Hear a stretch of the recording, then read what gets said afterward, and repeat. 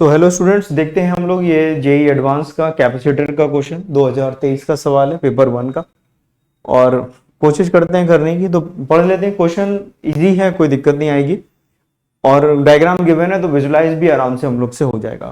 तो क्वेश्चन पढ़ते हैं। Container has a base of 50 into 5 centimetre. तो ये बेस है, देखा जाए अगर आप इसको थोड़ा डायग्राम को देखें तो इससे लैंग्वेज से क्लियर हो जाएगा। एक प्लेट ऐसे रखी हुई है, एक प्लेट ऐसे रखी हुई है और नीचे जो बीच में बेस है जहां पे पानी भरा हुआ है, ये जो बेस हमें गिवन है ये कितना दिया है 5 और इधर कितनी लेंथ है 50। 3 डायमेंशनल डायग्राम है, ठीक है ना। ऐसे बना हुआ है इस तरह से एक प्लेट ये है तो ये प्लेट ऐसे रखी है, एक प्लेट ऐसे रखी है, इस तरह से ये प्लेट यहाँ पर रखी हुई है, ठीक है।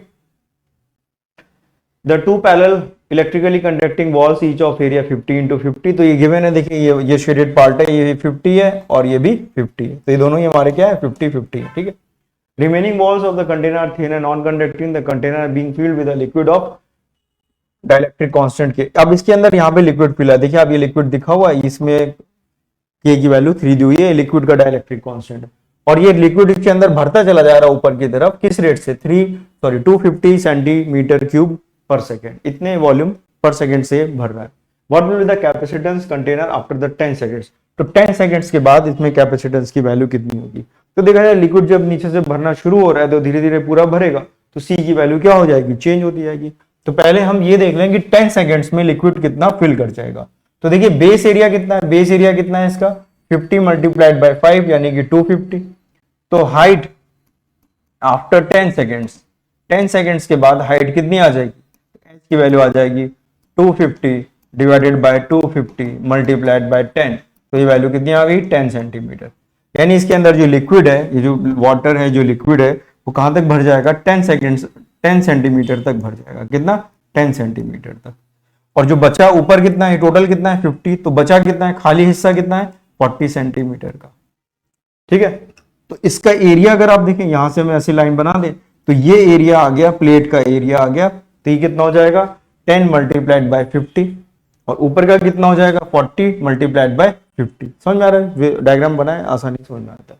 तो ये एरिया आ गया और ये दोनों हमारे पास कैपेसिटर कैसे हैं, तो मान लेते हैं इसकी वैल्यू कुछ C1 है और इधर की वैल्यू कुछ C2 है।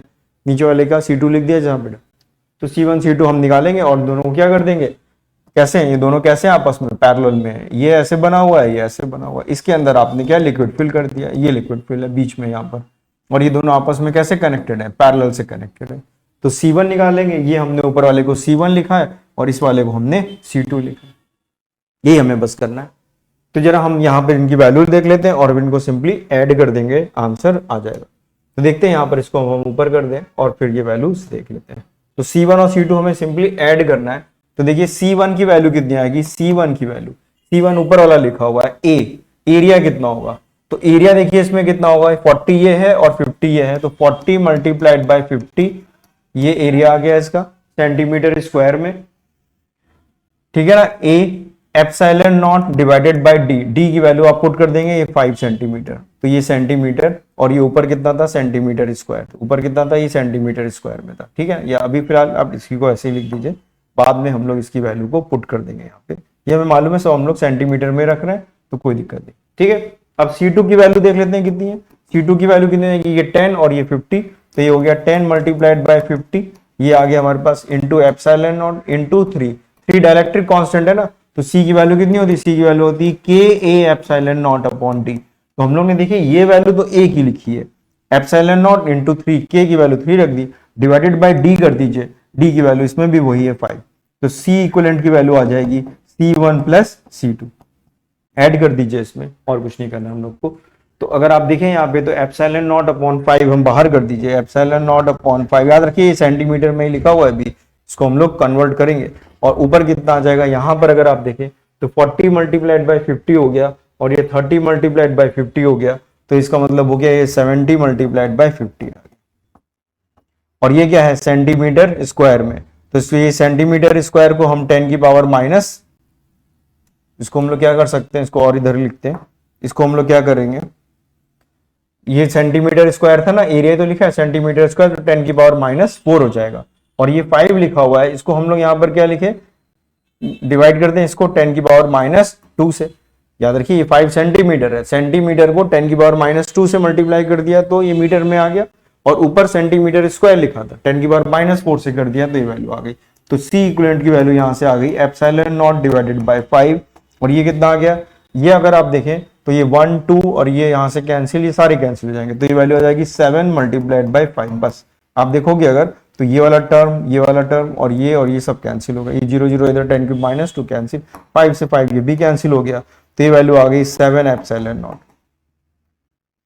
और एप्सिलॉन नॉट की वैल्यू कितनी होती है 9, तो 7 इंटू 9 इंटू 10⁻⁻12 ये हमें गिवन है, दैट इज इक्वल टू 63, और ये क्या आ गया हमारे पास पिको फैरेड, तो 63 पिको फैरेड हमारे पास आंसर आ गया।